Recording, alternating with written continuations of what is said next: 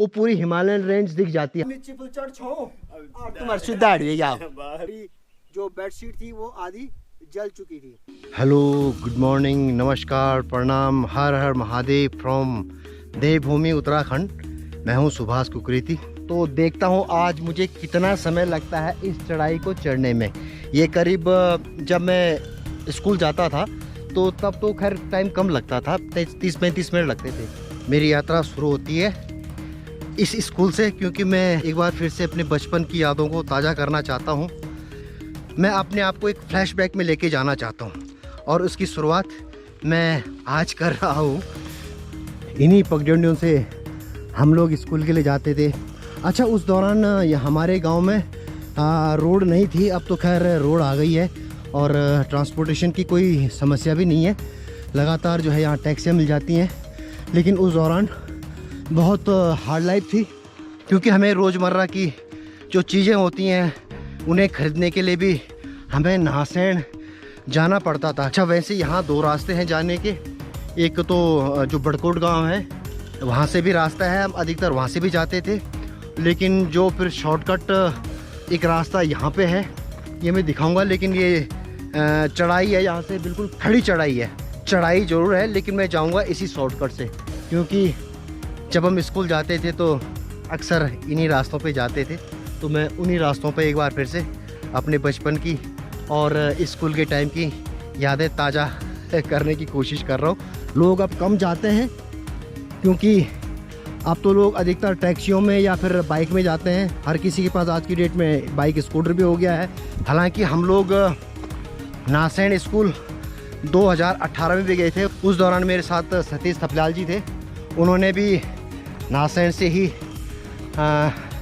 अपनी शिक्षा पूरी किया, बल्कि उन्होंने तो मेरे से ज़्यादा लंबा वक्त गुजारा है। मैं तो 8वीं क्लास करके निकल गया था यहाँ से, लेकिन उन्होंने अपनी हायर सेकेंडरी वहीं से की, नासेन से। तो ये 16 अगस्त को हम लोग इस ट्रैक पे चढ़े थे और उस टाइम बारिश भी हो रही थी और चारों तरफ हरा भरा माहौल था। हम भीग भी गए थे। वो ब्लॉग भी मैंने, उसके कुछ रफ वीडियो थे, क्योंकि उस दौरान मैं ब्लॉगिंग नहीं करता था। मैंने बस ऐसे ही शौक के तौर पे वो रिकॉर्ड किया था। तो उसका मैंने एक ब्लॉग डाला हुआ, उसका लिंक भी आप आई बटन में देख सकते हैं और नीचे डिस्क्रिप्शन में भी मैं उसका लिंक डाल दूंगा।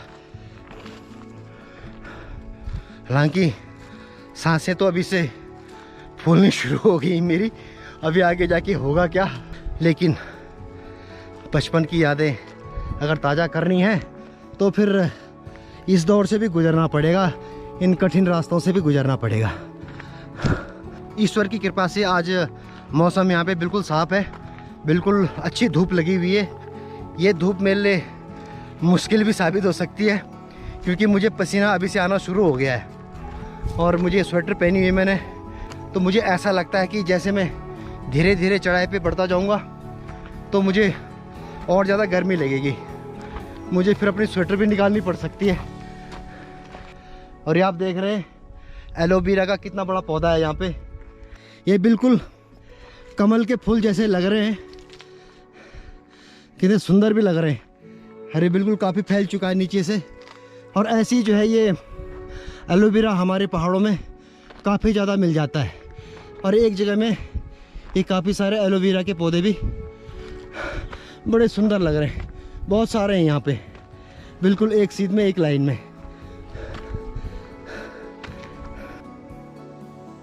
और अभी सफ़र बहुत लंबा है और मेरे यहाँ सामने नीचे ये जंगल है। घटुड़ी का गाड़ बोलते हैं, गाड़ यानी कि जहाँ पानी बहता है, गाड़ उसी को बोलते हैं पहाड़ी में। ये जो गाड़ शब्द है गढ़वाली का शब्द है। और नीचे घना जंगल है और इस जंगल में बहुत सारे खतरनाक जंगली जानवर हैं। अच्छा, एक चीज़ और मैं बताना चाहता हूँ। ये जो रास्ता है और बिल्कुल सामने जो है बड़कोट गांव है और बड़कोट के इधर फिर कई सारे मकान हैं सामने। वो जो है SC कैटेगरी में आते हैं वो लोग। ये जो रास्ता है करीब 20-25 फुट का, ये हमारे लिए बहुत ही मुश्किल भरा होता था, क्योंकि भला हो हमारे आदरणीय प्रधानमंत्री मोदी जी का, जिन्होंने घर घर शौचालय दिए हैं, लोगों को पैसे दिए हैं शौचालय बनाने के लिए। इसीलिए आज मुझे इन रास्तों पे चलने में कोई दिक्कत नहीं है। तो अब आप कहेंगे कि यहाँ पे मैंने मोदी जी के बारे में क्यों कहा या शौचालय के बारे में क्यों कहा, तो मैं उसी पॉइंट पे आता हूँ। यहाँ पे लोग अक्सर पहले शौच करने बाहर ही जाते थे। तो सामने बड़कोट गांव है, तो वो लोग अक्सर, ये रास्ता जाता है वहाँ बड़कोट, और वो लोग अक्सर यहीं पे इन्हीं रास्तों पे आके शौच कर जाते थे सुबह सुबह। एक नहीं बल्कि रोज़ लोग, अब कम से कम कई सारे लोग तो होंगे, एक आदमी हो तो कोई दिक्कत नहीं, वहाँ रोज़ कम से कम 10-15 लोग तो आते होंगे यहाँ शौच करने। और ये जो रास्ता इतना ख़राब कर देते थे कि इस पे आना बहुत मुश्किल हो जाता हमारा। खैर चलने जाने में तो कोई दिक्कत नहीं थी, हम डाक बंद करके और फिर भाग जाते थे 2 मिनट में, लेकिन ऊपर चढ़ने में बहुत दिक्कत होती थी। हम कपड़े से मुंह ढककर आते थे इस रास्ते पे, इतना मुश्किल हो जाता था इस रास्ते पे चढ़ना। लेकिन जब से ये घर घर स्कीम आई है शौचालय की, तब से अब ये रास्ते भी साफ सुथरे हैं। अब इन पे जाने में कोई दिक्कत नहीं है, ना कोई हमें किसी स्मेल का सामना भी नहीं करना पड़ता। अब तो बल्कि ये पगडंडियाँ बन गई हैं। खैर उस दौरान तो ये कच्चे रास्ते थे और मैं कई साल बाद इस रास्ते पे आ रहा हूँ, तो मुझे दिख रहा है यहाँ पे कि या तो अच्छी जो है कंक्रीट की पगडंडी बना दी यहाँ पे, बहुत ही अच्छी बात है। अच्छा ये खेत आप देख रहे हैं, खेत नहीं, खैर ये तो अभी पानी का टैंक है और पहले खेती हुआ करता था। लेकिन ये जगह ऐसी है, ये खेत ऐसा है कि इसने असंख्य बलियों के झेला है। अरे वाह, तुम मिल ही गए रे, वाह। मैं आते हुए सोच रहा था कि मैं आते हुए तेरे घर जाऊंगा। आटू देख ले, मिल ही गए हमा। ये मेरे बचपन के सखा है, सखा यानी कि साथ साथ हमने स्कूलिंग साथ की थी। और पिछला ब्लॉग में भी आपने देखा होगा, जब मैं गढ़वाल से दिल्ली जा रहा था, जो मेरे ककड़ी लेके आया था। हाँ आजा, क्या हाल चाल यार। गुड्डू से तो खैर मैं जब भी आता हूँ गांव तो अक्सर मिलना जुलना हो ही जाता है।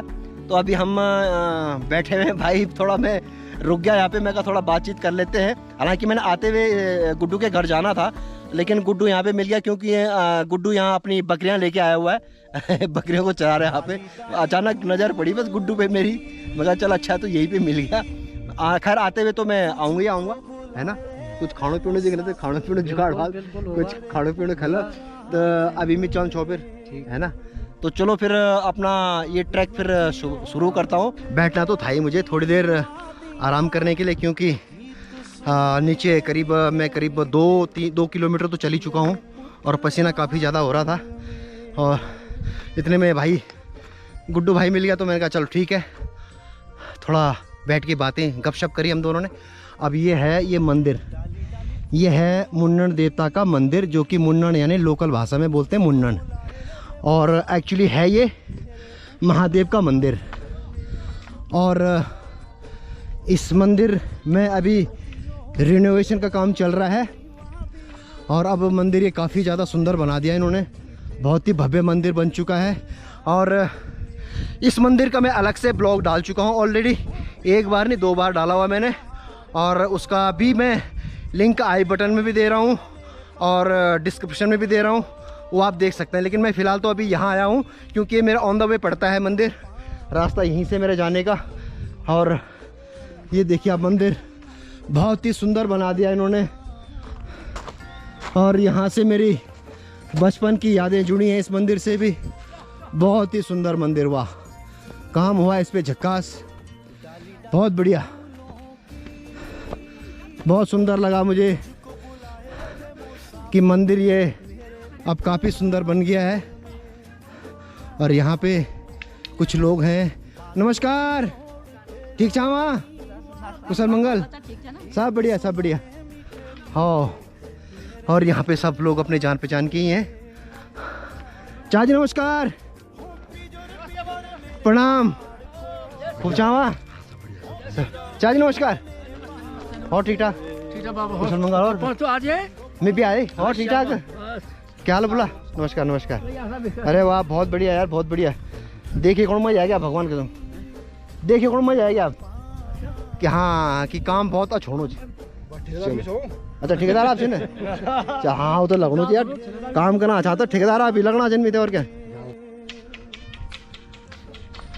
और यहाँ से मंदिर का ये जो मेन गेट है यहाँ पे लगा दिया। पहले छोटा सा गेट था नीचे लेकिन अब बहुत ही अच्छा बना दिया है मंदिर। काम अभी तक इस पे लगातार चालू है। अभी यहाँ पे खैर आप देख रहे हैं यहाँ रोड है लेकिन जब मैं स्कूल जाता था तो यहाँ से कच्चा रास्ता था। अब तो खैर इन्होंने तोड़ दिया है। तो यहीं से इस पहाड़ी से कच्चा रास्ता था वहाँ से हम चढ़ते थे। हालांकि आगे जाके मुझे उस कच्चे रास्ते पे ही जाना है लेकिन अभी तो रोड से ही जा रहा हूँ। आगे मर्ज होता है उसी पुराने पगडंडी पे। हालांकि मेरी ये इन रास्तों पे यादें तो बहुत हैं बचपन की लेकिन दो यादें ऐसी हैं जिन्हें मैं कभी भुला नहीं सकता। उनके बारे में भी मैं आपको बताऊंगा। वो यादें मेरी ज़िंदगी के बहुत करीब हैं। आप वीडियो पर बने रहिए मैं आपको उन यादों के बारे में भी शेयर करूंगा। फ़िलहाल तो ये मैं आ गया हूँ अब उस पुराने ट्रैक पे। यहाँ से होता था रास्ता पहले इधर से अब तो खैर ये तोड़ दिया है यहाँ पे। और ये मंदिर भी नहीं था उस दौरान यहाँ पे। ये भी एक नया मंदिर बना है। और जो ब्लॉग मैंने महादेव और खैरलिंग देवता का डाला हुआ उसी में भी मैंने ये महाबगढ़ का मंदिर है इसका भी ब्लॉग डाला हुआ है। फ़िलहाल तो मैं अपना ट्रैक चालू रखता हूँ।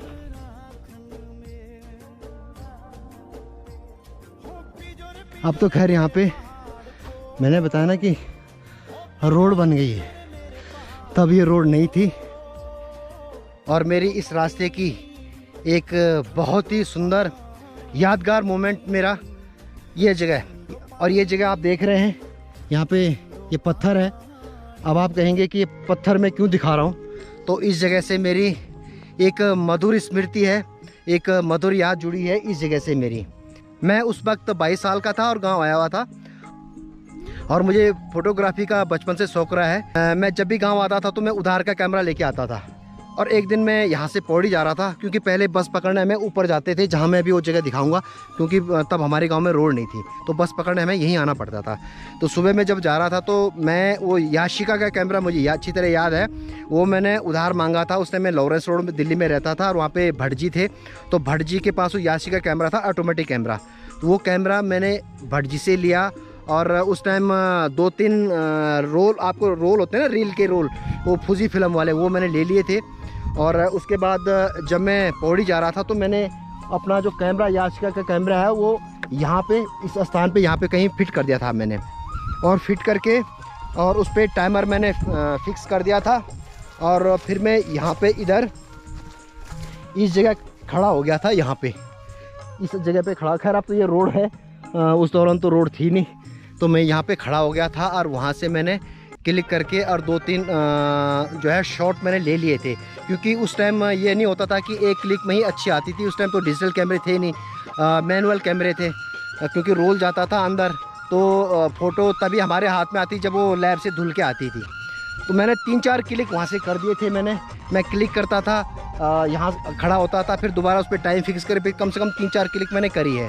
तो भगवान की दया से एक क्लिक अच्छी आ गई है। और वो मेरी बचपन की फ़ोटो ये आप देख रहे हैं ये जो मैंने इस जगह पे ली थी फ़ोटो में ये जगह भी साफ़ सुथरी दिख रही है। खैर अब तो आना कम ही होता है इस जगह पे पर जब भूले भटके यहाँ आता हूँ तो मेरी वो याद तरोताज़ा हो जाती है। पहले यहाँ दालें हुआ करती थी और गेहूँ हुआ करते थे। और क्या ऊंचाई पूर्ण पर है ये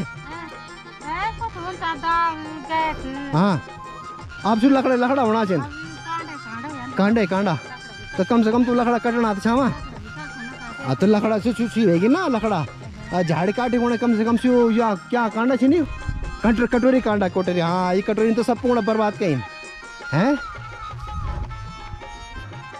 मैं सही कहूँ तो काफ़ी ज़्यादा थक गया हूँ मैं। कम से कम 3-3.5 किलोमीटर की दूरी तो मैं तय कर चुका हूँ। पसीना पसीना हो रहा हूँ लेकिन चलने में भी आनंद आ रहा है। अकेला हूँ इसीलिए अपने इस ट्रैक को एंजॉय भी कर रहा हूँ।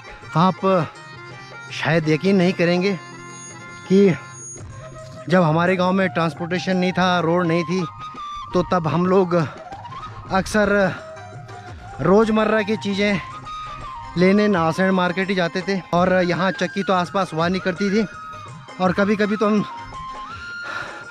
10, 15 या 20 किलो का बोझा लेके आते थे उसमें, और उस बोझे में गेहूँ होता था। गेहूँ पिसवाने हम नासेड़ जाते थे और इन्हीं रास्तों पे जाते थे। मेरा बोलने का मतलब ये कि उस दौर में पहाड़ों का जीवन बहुत ही कठिन था। कठिन तो अभी भी है, वो सुख सुविधाएं नहीं यहाँ पे जो शहरों में होती हैं, लेकिन फिर भी आज से 30 साल पहले की जो ज़िंदगी थी, जो लाइफ थी, आज उससे बेहतर ज़िंदगी जी रहे हैं पहाड़ के लोग। होंठों से शब्द भी नहीं निकल रहे, इतना थक चुका हूँ। अभी मुझे कम से कम 4 किलोमीटर की दूरी और तय करनी है, और वो भी अब चढ़ाई है। फ़िलहाल 1-1.5 किलोमीटर की चढ़ाई है, उसके बाद फिर रोड आ जाती है, फिर चढ़ाई है। तो चलिए, ये वीडियो थोड़ा लंबा हो जाएगा। आपसे विनती है कि वीडियो पूरा देखिए, तभी आपको वीडियो का आनंद आएगा, इस ट्रैक का आनंद आएगा। हाँ, हवा भी अच्छी चल रही है यहाँ पे, तो ये हवा जो है पसीने को सुखा देगी। काफ़ी रास्ता मैं तय कर चुका हूँ और काफ़ी रास्ता भी तय करना बाकी है। अब वो दूसरी जगह भी आने वाली है जो मेरी ज़िंदगी के 2 यादगारों में से एक है। यही वो जगह है जहाँ मेरी बड़ी ख़तरनाक यादें जुड़ी हुई है। यहाँ पे पहले सामने एक कच्चा मंदिर हुआ करता था, पत्थरों का बना हुआ, और ये सारे जो पत्थर हैं ये उसी मंदिर के हैं।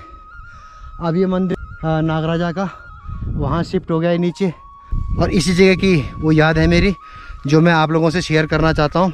लेकिन थोड़ा पहले मैं आराम करना चाहता हूँ यहाँ पे, क्योंकि काफ़ी थक गया हूँ, तो थोड़ा ये पसीना सुखा लेता हूँ, तो फिर आपसे वो मेरा बचपन का लम्हा शेयर करूँगा। ये वो जगह है जहाँ से मेरी स्कूल टाइम की यादें जुड़ी हुई है। नासेड़ में रामलीला हुई थी स्कूल में, बहुत साल पहले की बात बता रहा हूँ मैं, यार मुझे याद नहीं आ रहा है। उस टाइम मैं नासेड़ स्कूल में ही पढ़ रहा था, और वो एक ही रामलीला हुई थी नासेड़ स्कूल में, पहली और लास्ट रामलीला। तो हम अपने गांव से रात को रामलीला देखने 4-5 लड़के आ गए।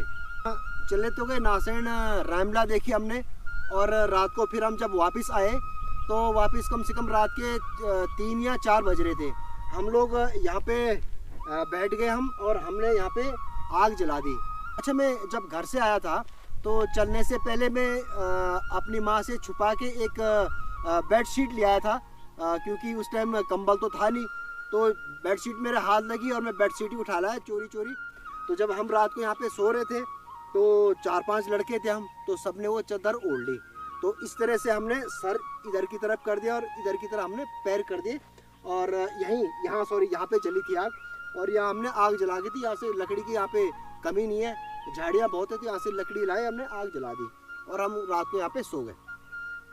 अब जब थोड़ी देर बाद, आधा 1 घंटे बाद हमारी नींद खुली, तो जो बेडशीट थी मेरी वो आधी जल चुकी थी।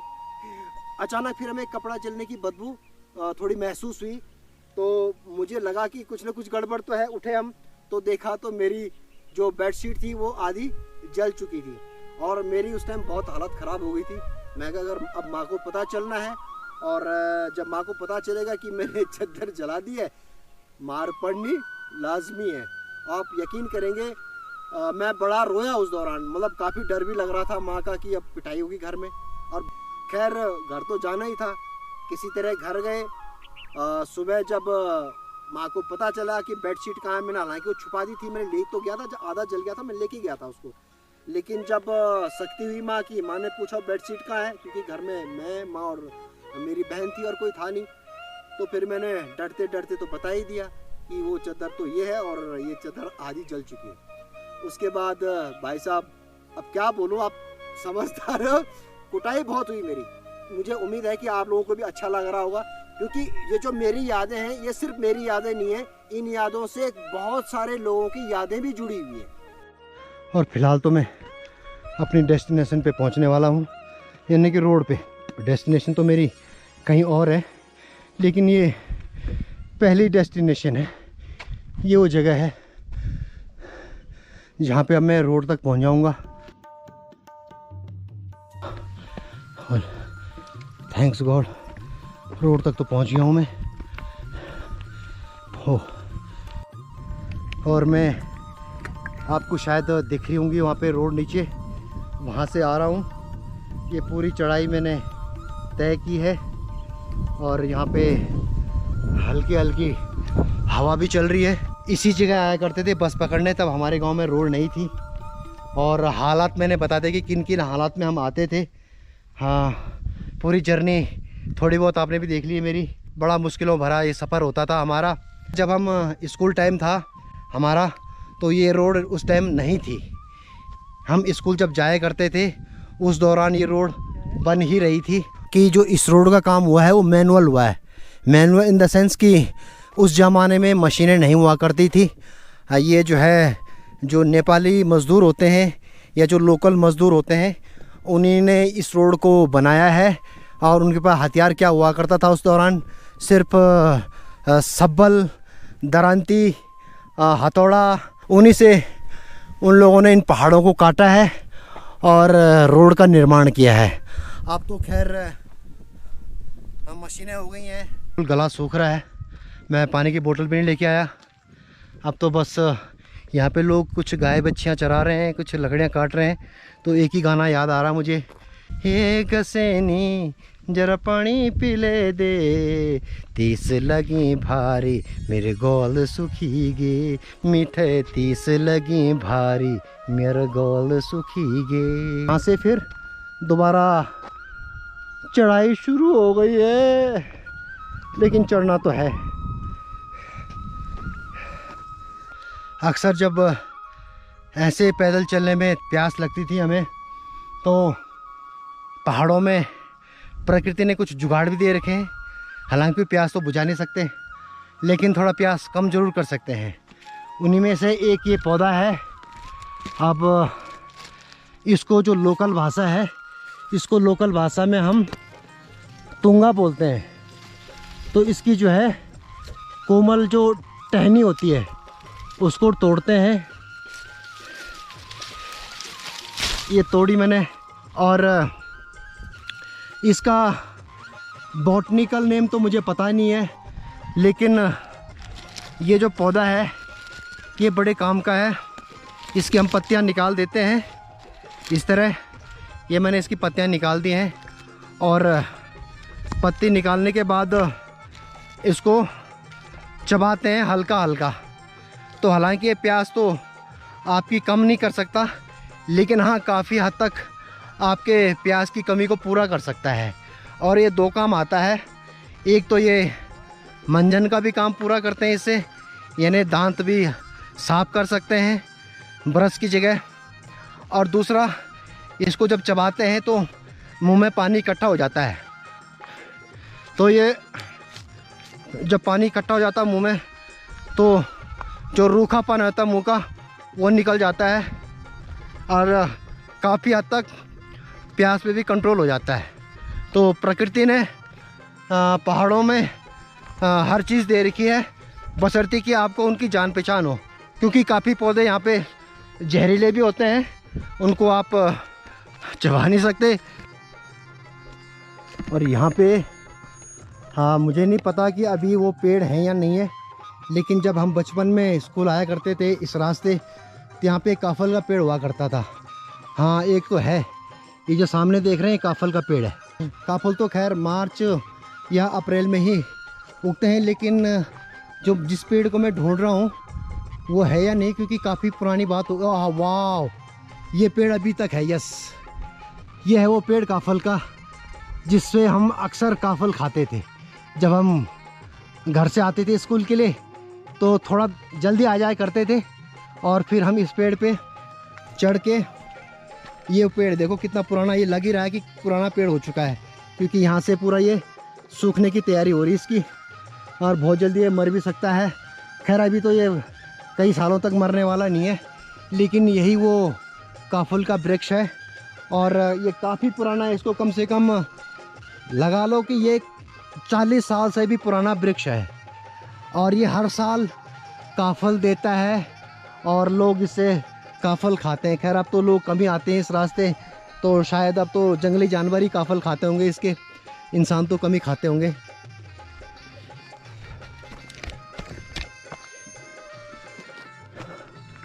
ये है नाहरसैंण और ये है नाहरसैंण का प्रवेश द्वार। मैं नाहरसैंण पहुंच गया हूँ। ये मेन स्टैंड है यहाँ पे। अब तो खैर यहाँ पे इक्की दुक्की दुकानें हैं। मुझे पूरा 2 घंटे 25 मिनट लगे नाहरसैंण पहुँचने में अपने घर से। और अब तो खैर ये मार्केट बिल्कुल वीरान है। कभी यहाँ बहुत चहल पहल हुआ करती थी, लेकिन अब तो सिर्फ यहाँ पे ये जो गाड़ियाँ आप देख रहे हैं, ये जो टीचर्स हैं उनकी गाड़ियाँ हैं। नीचे यहाँ से 1 किलोमीटर नीचे नाहरसैंण स्कूल है और दुकानें तो बिल्कुल बांझ पड़ी हुई हैं। कभी इस दुकान में हम चाय पिया करते थे, बंद खाया करते थे, बहुत भीड़ हुआ करती थी इस दुकान में। लेकिन अब बिल्कुल हालात आप देख सकते हैं कि पूरा ये उजड़ने को तैयार है। और इसका कारण भी पलायन ही है। और यहाँ पे एक ग्वारा भाई की दुकान थी, मैंने सुना है। मैं तो खैर उनको ज़्यादा जानता नहीं। हाँ, 2018 में उनसे मुलाकात हुई, तो ढूंढने से तो भगवान भी मिल जाते हैं। तो ग्वारा भाई क्या चीज़ है? ओ आप ही हो? ओहो यही है देख लो। अब तो सही शायद 2018-21 आ गया, 3 साल में सही में तुम बुढ़े हो गए यार। हैं, चलो आ रहा हूँ। जरा कड़कदार चाय बनाओ पहले। ये गोरा भाई है, नाम इनको गोरा भाई बोलते हैं।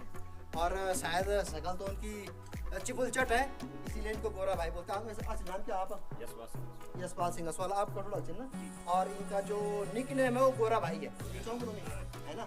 और मैं 2018 में आया था यहाँ पे। अब पता नहीं उन्होंने पहचाना। तुम तब चाय पे छामन है ना, तुम्हें वही छौंक पर ये हो चुकी ऊपर मेरे दाढ़ चाहिए है ना। और तुम्हारे दाढ़ नहीं चाहिए, आप मिर्ची पुल चढ़ छो और तुम्हारे से दाढ़ ले जाओ, बस ये फर्क हो गया। इला मिल तुम सब पछाएंगे। आप तुम पैर पैंट पिला में सही।